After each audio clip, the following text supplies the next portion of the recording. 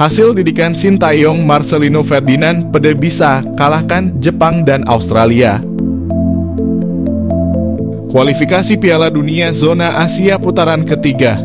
Gelandang andalan timnas Indonesia, Marcelino Ferdinand pada bisa kalahkan Australia dan Jepang. Kekuatan hebat timnas Indonesia asuhan Sintayong membuat Marcelino Ferdinand sangat pada bisa meraih hasil maksimal di babak 3 kualifikasi Piala Dunia. Penggemar timnas Indonesia memang sangat ketar-ketir melihat calon lawan timnas Indonesia di grup C babak 3 kualifikasi Piala Dunia.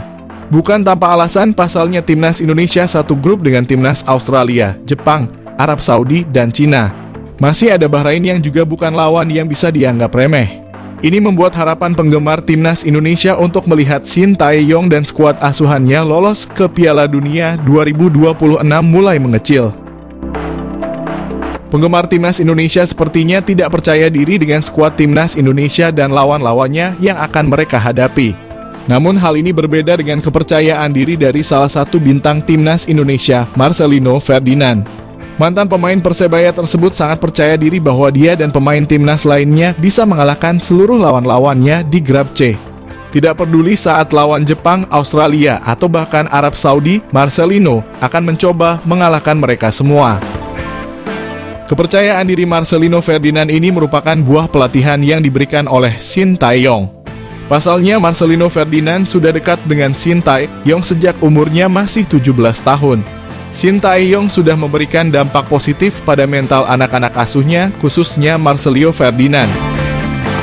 Sehingga tidak mengherankan jika Marcelino Ferdinand sudah tidak takut untuk melawan tim hebat seperti tim sekelas Jepang dan Australia. Pemain naturalisasi Calvin Verdonk menceritakan pengalamannya debut bersama timnas Indonesia saat kembali ke klubnya NEC Nijmegen. Calvin Verdonk resmi menjadi warga negara Indonesia. Kemudian Verdonk menjalani debut bersama timnas Indonesia saat melawan Filipina pada laga pemungkas grup F putaran kedua kualifikasi Piala Dunia Zona Asia di Stadion Utama Gelora Bung Karno. Verdonk tampil sebagai starter dan bermain selama 66 menit sebelum diganti oleh Pratama Arhan. Kini Verdonk telah kembali ke klubnya di Liga Belanda, yakni NEC Nijmegen untuk menjalani latihan pramusim.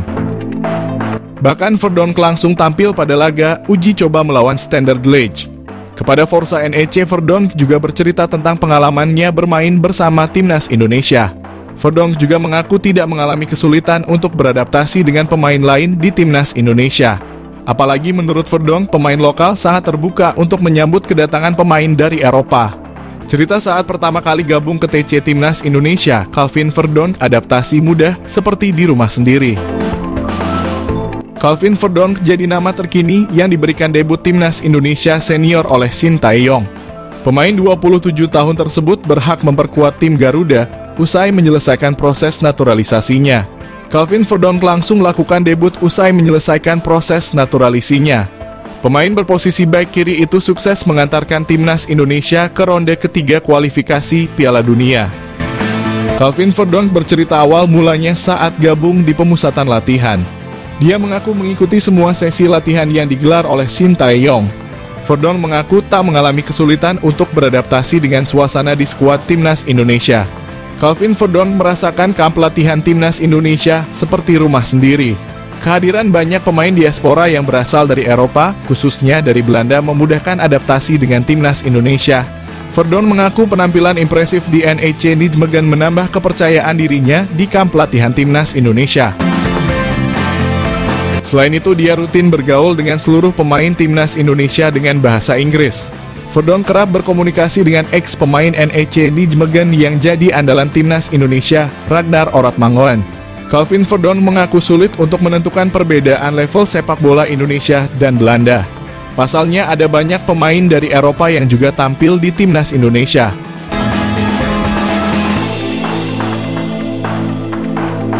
Pernah tolak naturalisasi timnas Indonesia, pemain Belanda ini resmi gabung Madura United.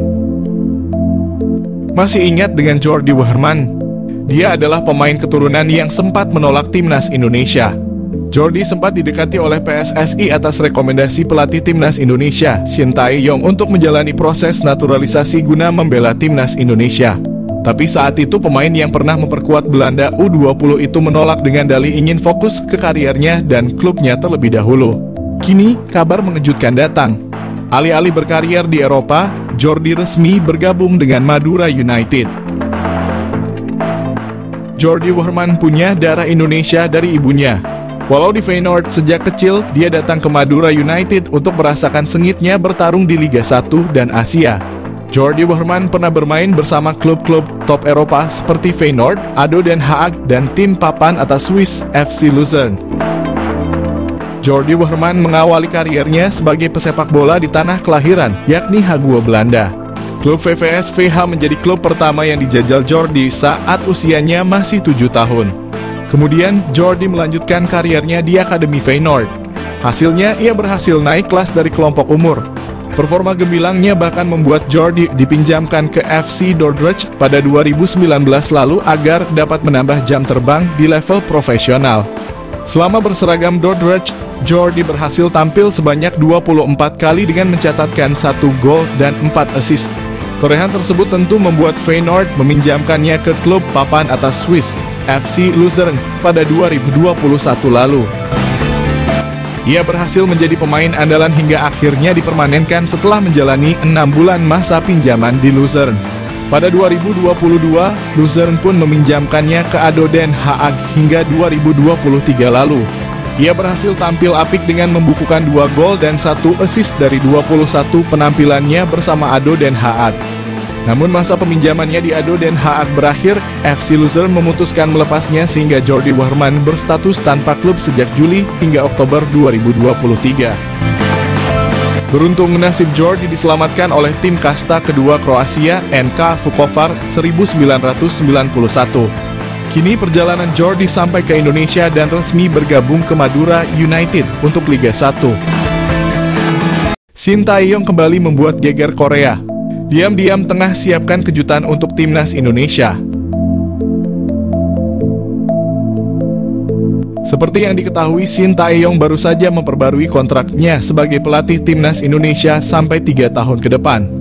PSSI sebelumnya memang telah menjanjikan kontrak baru bagi Shin Tae-yong apabila bawa timnas Indonesia senior maupun U23 mencapai target di Piala Asia. Kabar ini didapatkan dari salah satu akun sosial media Instagram @liputanbola. Timnas dalam unggahan itu mengabarkan Coach Shin Tae-yong membuat kejutan besar untuk timnas Indonesia. Sang juru taktik timnas Indonesia ini tengah mempersiapkan kejutan besar untuk timnas. Sontak dirinya pun disorot oleh media Korea Selatan yang bertuliskan begini. Dari akun Instagram @liputanbola. Timnas media Korea Sports Chosun mengungkapkan kalau Shin Tae-yong sedang mempersiapkan generasi 2.0, yaitu generasi emas sepak bola Indonesia yang diharapkan bisa berprestasi di masa depan. Apakah ini benar? Kita lihat perkembangan sang juru taktik Coach Shin Tae-yong. Saat itu Shin Tae-yong ditargetkan membawa timnas Indonesia senior lolos fase grup Piala Asia 2023 dan mencapai perempat final di Piala Asia U23. Contoh Shin berhasil memberikan itu semua, bahkan timnas Indonesia bisa melaju hingga ke babak semifinal Piala Asia U23 pada kualifikasi putaran ketiga. Bahkan tidak hanya itu, timnas Indonesia U23 juga hampir melaju ke Olimpiade Paris 2024 andai tidak dikalahkan Guinea dalam laga playoff antar benua. Belum lama ini Shin Tae-yong kembali membuat timnas Indonesia menorehkan prestasi dengan melaju ke putaran ketiga kualifikasi Piala Dunia. Yang lebih menariknya atas kiprah sang pelatih timnas Indonesia. Kabarnya nama Shin Tae-yong dipakai sebagai nama untuk lapangan yang ada di kampung halamannya. Tentunya apresiasi terhadap Shin Tae-yong ternyata juga dilakukan di Korea Selatan, di mana nama sang pelatih diabadikan menjadi sebuah lapangan. Bahkan nama Coach Shin Tae-yong dijadikan lapangan sepak bola bernama Shin Tae-yong Football Park di Yeongdeok yang merupakan kampung halaman sang pelatih. Pada saat peresmian lapangan tersebut, media asal Korea Selatan yakni Sport Chosun merilis artikel yang menyebut jika Shin Tae-yong tengah menyiapkan suatu hal untuk timnas Indonesia. Namun dalam perjalanannya, Shin Tae-yong berujar kalau bebannya menangani timnas Indonesia saat ini jauh lebih berat dibandingkan sebelumnya. Apakah benar begitu? Kita lihat ke depannya.